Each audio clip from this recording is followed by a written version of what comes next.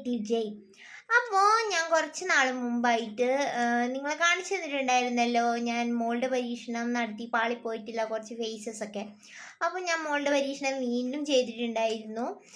പക്ഷേ അതും അൺഫോർച്ചുനേറ്റ്ലി അതിന്ന് കിട്ടിയ ഫേസും കുറേ എണ്ണം ഇങ്ങനെ ചീത്തയായിട്ടൊക്കെ പോയിട്ടുണ്ട്. അതാണ് പറയുന്നത്, സ്കൾപ്റ്റ് ചെയ്യാൻ അറിയണവർ ശരിക്കും സ്കൾപ്റ്റ് ചെയ്തിട്ട് തന്നെ ഫേസ് ഉണ്ടാക്കുന്നതാണ് നല്ലത്, എളുപ്പപ്പണിക്ക് പോകരുതെന്ന്. സോ എന്നാലും നമ്മൾ മോൾഡ് പരീക്ഷയിൽ കുറേ പേര് ചോദിച്ചിട്ടുണ്ട് മോൾഡ് ഉണ്ടാക്കാൻ പറ്റുമോ, എളുപ്പത്തിൽ മോൾഡ് ഉണ്ടാക്കാൻ പറ്റുമോ എന്നൊക്കെ ചോദിച്ചിട്ട്. പക്ഷേ എനിക്കത് മോൾഡ് ഉണ്ടാക്കിയിട്ടുണ്ട് ഞാൻ മുമ്പ് ഫെവിക്കോളൊക്കെ വെച്ചിട്ട്. പക്ഷേ അത് എനിക്ക് അത്രയ്ക്ക് നല്ലൊരു മെത്തഡായിട്ട് തോന്നിയിട്ടില്ല. നമ്മളെപ്പോഴും ഒരു കാര്യം ഷെയർ ചെയ്യുമ്പം കുറച്ചും കൂടെ നല്ല റിസൾട്ട് കിട്ടുന്ന കാര്യങ്ങൾ അതിൻ്റെ ഒരു പ്രൂഫോടുകൂടി ഷെയർ ചെയ്യുന്നതാണല്ലോ നല്ലത്. അപ്പോൾ അതുകൊണ്ട് ഞാനതൊന്നും ഷെയർ ചെയ്യാത്തതാണ്. അപ്പോൾ ഇപ്പോഴും ഞാൻ ഇടയ്ക്ക് സമയം കിട്ടുമ്പോൾ മോൾഡ് എങ്ങനെ ഉണ്ടാക്കണേന്ന് നോക്കാറുണ്ട് കേട്ടോ. നമ്മുടെ ഒരു യുണീക്ക് ഐഡിയ കൊണ്ടുവരാൻ പറ്റുമോ എന്നൊക്കെ നോക്കുന്നുണ്ട്. അപ്പോൾ അത് വിജയിക്കുമ്പോൾ ഞാൻ കാണിച്ചു തരാം. അപ്പോൾ ഏതായാലും എൻ്റെ മോൾഡ് പരീക്ഷണം പാളിപ്പോയ സ്ഥിതിക്ക് അങ്ങനെ ഉണ്ടാക്കിയിട്ടുള്ള ഒരു പാളിപ്പോയ ഫേസിനെ റീസ്റ്റോർ ചെയ്യുന്നതും അതുപോലെ അത് വെച്ചിട്ട് നമുക്ക് എങ്ങനെ ഒരു ഡെക്കോർ ഉണ്ടാക്കുന്നതെന്നുള്ളതും ഈ വീഡിയോയിലൂടെ കാണാം. അപ്പോൾ നമുക്ക് വീഡിയോയിലേക്ക് പോയാലോ. Let's go to the video. അപ്പോൾ ഇതാണ് നമ്മൾ മോൾഡ് പരീക്ഷണം നടത്തി പാളിപ്പോയിട്ടുള്ള ഒരു ഫേസ്. നമ്മൾ അതിൻ്റെ കൂടെ പേപ്പർ ക്ലേ വെച്ചിട്ടാണ് ഇതൊന്ന് റീസ്റ്റോർ ചെയ്തെടുക്കാൻ പോകുന്നത്. അതിനു മുമ്പ് നമുക്കിതിങ്ങനെ നീണ്ടു നിൽക്കുന്ന ഭാഗമൊക്കെ ഒന്ന് ചിത്തിക്കളയാം. എന്നിട്ട് സാൻഡ് പേപ്പർ വെച്ചിട്ട് ഇതുപോലെ ഒന്ന് ഉരച്ചെടുക്കാം കേട്ടോ.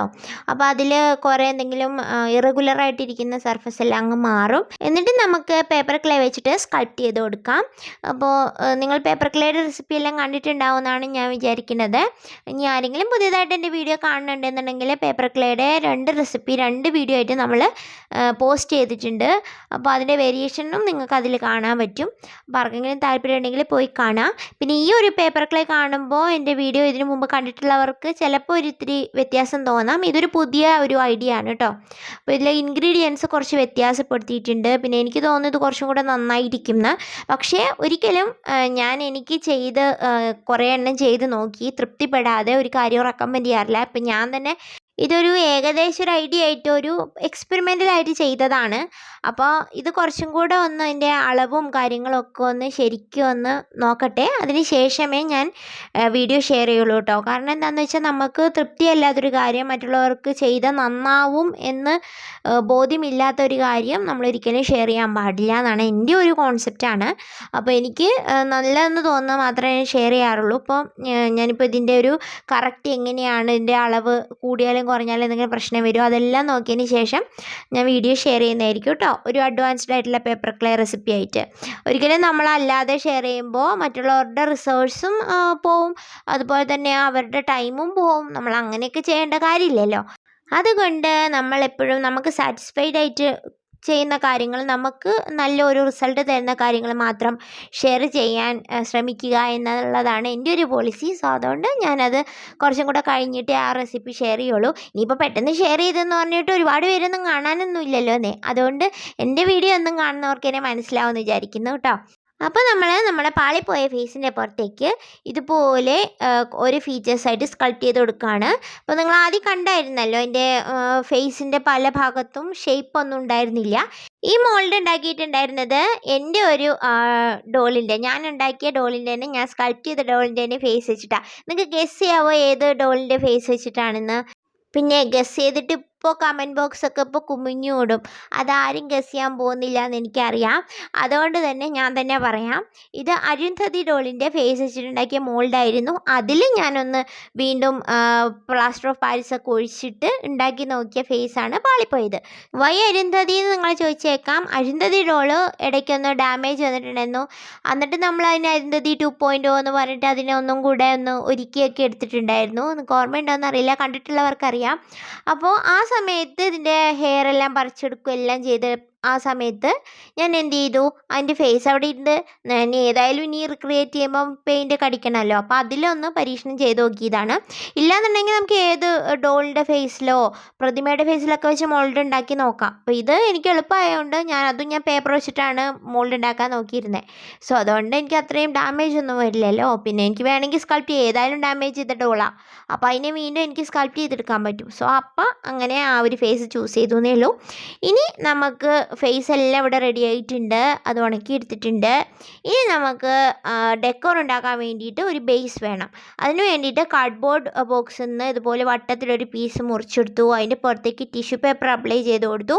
അതിൻ്റെ പുറത്തേക്ക് ഞാനിവിടെ കുറച്ച് വാൾപുട്ടിയുടെ ഒരു പേസ്റ്റ് ആഡ് ചെയ്ത് കൊടുക്കുകയാണ്. വെള്ളവും വാൾപുട്ടിയും കുറച്ച് ഫെവിക്കോളും കൂടെ മിക്സ് ചെയ്തിട്ട് കുറച്ച് ബലം കിട്ടാൻ വേണ്ടിയിട്ട്. ഇല്ലെങ്കിൽ പ്ലാസ്റ്റർ ഓഫ് പാരീസ് പേസ്റ്റ് അല്ലെങ്കിൽ ജെസ്സോ ഒക്കെ യൂസ് ചെയ്യാവുന്നതാണ്. അത് നിങ്ങളുടെ ഇഷ്ടം കേട്ടോ. എന്തെങ്കിലും ബലത്തിന് വേണ്ടിയിട്ടാണ് നമ്മൾ അങ്ങനെ ചെയ്യുന്നത്. ഇല്ലെങ്കിൽ ക്ലേ തന്നെ ഒരു ലെയർ ഇങ്ങനെ വട്ടത്തിൽ പരത്തിയിട്ട് ഒട്ടിച്ചു കൊടുക്കാം. അതിനുശേഷം ഞാനവിടെ പേപ്പർ ക്ലേ തന്നെ വെച്ചിട്ട് ഒരു ബോഡിയുടെ ബസ്റ്റിൻ്റെ ഭാഗം വരെയുള്ള അത് സ്കൾപ്റ്റ് ചെയ്ത് കൊടുക്കുകയാണ്. അപ്പോൾ അതിൻ്റെ പുറത്തേക്ക് ഇനി നമുക്ക് കഴുത്തിൻ്റെ മുകളിലേക്ക് നമ്മൾ ഉണ്ടാക്കി വെച്ച ഫേസ് വെച്ചിട്ട് ക്ലേ വെച്ചിട്ട് അതൊന്ന് സെക്യൂർ ചെയ്യാം.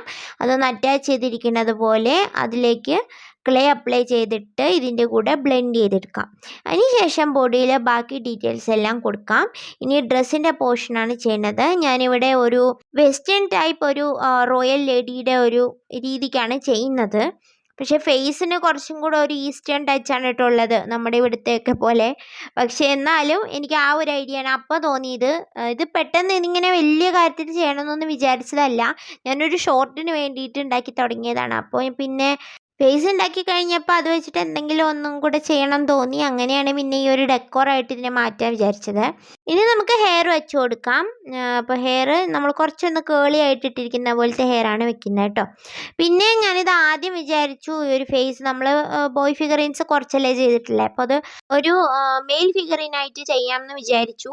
പക്ഷേ ആ ഒരു ഫേസിന് നിങ്ങൾ കണ്ടാൽ നിങ്ങൾക്ക് മനസ്സിലാവുമല്ലോ, അതിനൊരു ഫീമെയിൽ ടച്ചാണ് ഉള്ളത്. അത് ഞാനിപ്പോൾ എത്രയൊക്കെ ചെയ്താലും അതിനൊരു മെയിൽ ഒരു ഫേസ് പോലെ തോന്നൂല. അപ്പോൾ അതുകൊണ്ട് പിന്നെ ഞാൻ സ്കൾപ്റ്റ് ചെയ്യുന്നതും ഏകദേശം ഫെമിനിനായിട്ട് തന്നെയാണ് വരുന്നത്. അപ്പോൾ അതുകൊണ്ട് ഞാൻ അങ്ങനെ ചെയ്യുമ്പോൾ എനിക്ക് അത്രയ്ക്കൊരു സാറ്റിസ്ഫാക്ഷൻ ഇല്ലാത്തതുകൊണ്ടാണ് ഞാൻ കൂടുതലും ലേഡീസിനെ തന്നെ സ്കൾപ്റ്റ് ചെയ്യുന്നത്. എന്നോട് ഇപ്പോഴും പറയുന്ന ആൾക്കാരുണ്ട് എന്തുകൊണ്ട് സ്ത്രീകളെ മാത്രം ചെയ്യുന്നു, അതെന്തോ ഒരു കുറ്റം പോലെ.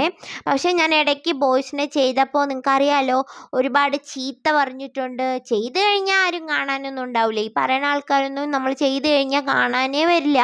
അത് മാത്രമല്ല ചെയ്ത് കഴിയുമ്പോൾ നമ്മൾ പോസ്റ്റ് ചെയ്ത് കഴിയുമ്പോൾ നമുക്ക് ഏറ്റവും കൂടുതൽ നെഗറ്റീവ് കിട്ടിയിട്ടുള്ളതും ബോയ് ഫിഗറീൻസ് ചെയ്യുമ്പോഴാണ്.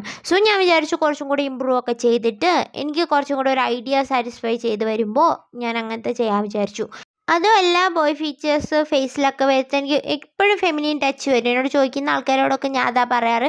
എനിക്ക് ഫെമിനിൻ ടച്ച് വരുമ്പോൾ ഞാൻ വിചാരിക്കും അത് നമ്മൾ ഒരു ക്രിയേഷൻ ചെയ്യുമ്പോൾ അതിന് മാക്സിമം നമ്മുടെ ഒരു 100% നമ്മുടെ ഒരു ലെവലിലുള്ള 100% കൊടുക്കണം എന്ന് ആഗ്രഹമുണ്ട്. അതുകൊണ്ട് ഇമ്പ്രൂവ്മെൻറ്റ് ചെയ്ത് വരുന്നതിനനുസരിച്ചിട്ട് നമ്മൾ ബോയ് ഫിഗറീൻസ് ചെയ്യും, മിത്തിക്കൽ ക്യാരക്ടേഴ്സ് ചെയ്യും, എല്ലാം മനസ്സിലുണ്ട്, എല്ലാം ചെയ്യുന്നതായിരിക്കും. എനിക്ക് പറ്റുന്ന പോലെ കേട്ടോ, ഞാൻ അത്ര വലിയ എക്സ്പേർട്ട് എന്നൊന്നും പറഞ്ഞിട്ട് പറയണതല്ല. ഇപ്പോൾ നമ്മുടെ സ്കൾപ്റ്റിംഗ് എല്ലാം കഴിഞ്ഞിട്ടുണ്ട്, നന്നായിട്ട് ഉണക്കി എടുത്തിട്ടുണ്ട്. ഇനി നമുക്ക് പെയിൻറ്റ് ചെയ്യാം. അപ്പോൾ ആദ്യം ഞാൻ ഒരു സിമെൻറ്റ് പ്രൈമർ കോട്ടാണ് കൊടുത്തിട്ടുള്ളത്. നിങ്ങളുടെ കയ്യിൽ അതൊന്നും ഇല്ല എന്നുണ്ടെങ്കിൽ വൈറ്റ് അക്രിലിക് തന്നെ കൊടുക്കാം. കൊടുത്തില്ലെങ്കിലും കുഴപ്പമില്ല. പക്ഷേ നമ്മൾ സ്കിൻ കളറും എല്ലാം കൊടുക്കുമ്പോൾ കുറച്ചുകൂടെ തെളിഞ്ഞിരിക്കാൻ വേണ്ടിയിട്ട് ഒരു ബേസ് കോട്ട് വൈറ്റ് കൊടുക്കണം എപ്പോഴും നല്ലതാണ്. എനിക്ക് കുറേ ഗ്ലോസി ആയിട്ട് ഇരിക്കുന്ന ഇഷ്ടമല്ലാത്തതുകൊണ്ട് ഞാൻ എപ്പോഴും സിമെൻറ്റ് പ്രൈമർ വെച്ചിട്ട് ഒരു വൈറ്റ് കോട്ട് കൊടുക്കാറുണ്ട്. പിന്നെ അക്രിലിക് പെയിൻറ്റിൻ്റെ കൂടെ കുറച്ച് പ്രൈമർ മിക്സ് ചെയ്തിട്ടാണ് പെയിൻറ്റ് ചെയ്യാറ്, കുറച്ച് മാറ്റ് ഫിനിഷ് കിട്ടാൻ വേണ്ടിയിട്ട്. ഡ്രസ്സിന് അങ്ങനെ കൊടുക്കാറില്ല, പക്ഷേ ഫേസിനൊക്കെ അങ്ങനെ കൊടുക്കാറുണ്ട്.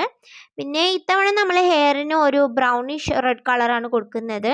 ഞാൻ ആദ്യമേ പറഞ്ഞല്ലോ ഇതൊരു വെസ്റ്റേൺ റോയൽറ്റി ടൈപ്പ് ഓഫ് ലേഡീനെയാണ് നമ്മൾ സ്കൾപ്റ്റ് ചെയ്യുന്നതെന്ന്. പക്ഷെ കണ്ടു കഴിഞ്ഞാൽ നമ്മുടെ ഈസ്റ്റേൺ ടച്ചാണ് ഫേസിലൊക്കെ വരുന്നത്, ശരി തന്നെ. പക്ഷെ നമ്മൾ ആ തീം അങ്ങനെ സ്റ്റിക്ക് ഓൺ ചെയ്തിട്ടുള്ളത് കൊണ്ട് നമ്മൾ ആ തീമിൽ തന്നെ അങ്ങ് തുടരാമെന്ന് വിചാരിച്ചു. ഡാർക്ക് ഏരിയാസിലും അതുപോലെ പിരികത്തിലും കണ്ണിലും ഒക്കെ നമ്മൾ ആ ഒരു റെഡിഷ് ബ്രൗൺ ഷെയ്ഡ് തന്നെയാണ് കൊടുക്കുന്നത്. അതിൻ്റെ കുറച്ചും കൂടെ ഡാർക്ക് എടുത്താൽ മതി കേട്ടോ വരയ്ക്കുമ്പോൾ. എന്നിട്ട് നമ്മൾ സൈഡിൽ 2 ഫ്ലവേഴ്സ് വെച്ചിട്ടുണ്ട്, അതിൽ യെല്ലോ കളർ പെയിൻറ്റ് കൊടുക്കാം. ഇത് ഞാൻ സത്യം പറഞ്ഞാൽ ഒരുപാട് പ്ലാനിങ്ങോടുകൂടിയൊന്നും ചെയ്തതല്ല കേട്ടോ. പിന്നെ ആ ഫേസിൽ വരുന്ന എല്ലാ ഇംപെർഫെക്ഷൻസും നമ്മുടെ ഈ ഒരു സ്കൾപ്ചറിനെ പൂർണ്ണമായിട്ടും ബാധിക്കും. അപ്പോൾ അതുകൊണ്ട് എനിക്ക് പറ്റുന്ന രീതിയിൽ ആ ഒരു ഫേസ് റീസ്റ്റോർ ചെയ്യാൻ നോക്കിയിട്ടുണ്ട്. നിങ്ങൾക്ക് ഇഷ്ടപ്പെട്ടോ ഇല്ലയെന്നൊന്നും എനിക്കറിയില്ല. എനിക്ക് പറ്റുന്ന അത്രയും നമ്മൾ ചെയ്തിട്ടുണ്ട്. കാരണം നമ്മൾ ആ ഒരു ബേസ് എങ്ങനെയാണോ വന്നത് അത് വെച്ചിട്ടാണ് നമ്മൾ ഫേസ് ചെയ്തിട്ടുള്ളത്. സോ അതിൻ്റെ ആ ബേസിൽ എന്തെല്ലാം കോട്ടങ്ങളുണ്ടോ അത്രയൊക്കെ കുറച്ച് കോട്ടങ്ങൾ അതിൻ്റെ ആ ഒരു ഫേസിലും വരും. പിന്നെ നമ്മുടെ അരുന്ധതി ചേച്ചി അല്ലെങ്കിൽ അരുന്ധതി ഡോളിനെ നിങ്ങൾക്ക് ഓർമ്മയുണ്ടല്ലോ, പുള്ളിക്കാരിയുടെ ഫേസിലും ഇതുപോലെ തന്നെ കുറച്ച് പഫി ഫേസ് ആയിരുന്നു. സോ അതുകൊണ്ട് തന്നെ അതിൻ്റെ ഒരു മോൾഡിൽ നിന്നുണ്ടാക്കിയതല്ലായിരുന്നോ. അപ്പോൾ അതിൽ നിന്ന് നമ്മൾ വീണ്ടും സ്കൾപ്റ്റ് ചെയ്യുമ്പോൾ ഏകദേശം ആ ഒരു ഫേസ് വരുന്നുണ്ടാവും. അരുന്ധതിയെക്കാട്ടിലും കുറച്ചും കൂടെ ഒരു പഫി ഫേസാണ്, കുറച്ചും കൂടെ റൗണ്ട് ഫേസ് ആണെന്ന് തോന്നുന്നു. ഏകദേശം എനിക്ക് ഈ ഫേസ് ഇഷ്ടപ്പെട്ടു കേട്ടോ. പക്ഷേ നമ്മൾ ഭയങ്കര കംപ്ലീറ്റ് പെർഫെക്ഷനൊക്കെ നോക്കുന്ന ആൾക്കാർക്ക് ചിലപ്പോൾ ഇഷ്ടപ്പെടണമെന്നില്ല. ഇനി നമുക്ക് ഓർണമെൻറ്റ്സിന് കളർ കൊടുക്കാം. ഇത്തവണ സിൽവർ ആണ് കേട്ടോ ബേസ് ആയിട്ട് കൊടുക്കുന്നത്. അപ്പോഴാണ് ഞാനൊരു സത്യം മനസ്സിലാക്കിയത്, എൻ്റെ സിൽവർ കുറച്ച് ഡൾ സിൽവർ ആണ്. സോ അതുകൊണ്ട് ഞാൻ അതിൻ്റെ പുറത്തേക്ക് കുറച്ച് പോൾ മെറ്റാലിക് വൈറ്റും കൂടെ ആഡ് ചെയ്ത് കൊടുത്തിട്ടുണ്ട്. അപ്പോൾ കുറച്ചും കൂടെ ഒരു തിളങ്ങി നിൽക്കുന്ന പോലെ വരും. പിന്നെ ബാക്ക്ഗ്രൗണ്ടിൽ ഒരു ഒലീവ് ഗ്രീൻ ഷെയ്ഡാണ് കൊടുത്തിട്ടുള്ളത്. പിന്നെ ഡ്രസ്സ് ഒന്ന് ഹൈലൈറ്റ് ചെയ്യാൻ വേണ്ടിയിട്ട് കുറച്ച് തിളക്കളത് പോലെ തോന്നാൻ വേണ്ടിയിട്ട് ബ്ലൂ മെറ്റാലിക് കളറും കൂടെ കൊടുത്തിട്ടുണ്ട്. പിന്നെ നമ്മൾ ആ ഒരു ഫ്ലവറിനെ ചുറ്റി 2-3 ലീഫും ഒക്കെ വരച്ചു കൊടുത്തിട്ടുണ്ട്. പിന്നെ ചുറ്റും നമ്മൾ മുത്തുകൾ ഒട്ടിച്ച് കൊടുത്തിട്ടുണ്ട്. ഞാൻ ഇത്രേ ചെയ്യുന്നുള്ളൂ കേട്ടോ ഈ ഒരു ക്രിയേഷനിൽ. കൂടുതലായിട്ട് ചെയ്യാൻ ഹാങ്ങിങ്ങും കാര്യങ്ങളൊക്കെ ഇടാൻ വേണ്ടി കുറേ സമയം വേണം. ഇപ്പോൾ കുറച്ച് സമയം കുറവാണ്, പിന്നെ കുറച്ച് മെറ്റീരിയൽസും കുറവാണ്. സോ അതുകൊണ്ട് വാൾ ഹാങ്ങിങ് ഒക്കെ ആക്കുകയാണെങ്കിൽ നിങ്ങൾക്ക് കുറച്ചും കൂടെ എലമെൻറ്റ്സ് ഇതിലേക്ക് ആഡ് ചെയ്യാൻ പറ്റും. ഇല്ലെങ്കിൽ ടേബിൾ ഡെക്കോറായിട്ടൊക്കെ യൂസ് ചെയ്യും, ഒരു സ്റ്റാൻഡിൻ്റെ പുറത്ത് വെച്ചാലും മതിയാവും. അപ്പോൾ ഇത്രയേ ഉള്ളൂ ഇന്നത്തെ വീഡിയോ. എല്ലാവർക്കും വീഡിയോ ഇഷ്ടപ്പെട്ടെന്ന് വിചാരിക്കുന്നു. ഇഷ്ടപ്പെട്ടെങ്കിൽ സപ്പോർട്ട് ചെയ്യുക. Thank you for watching. Cheers!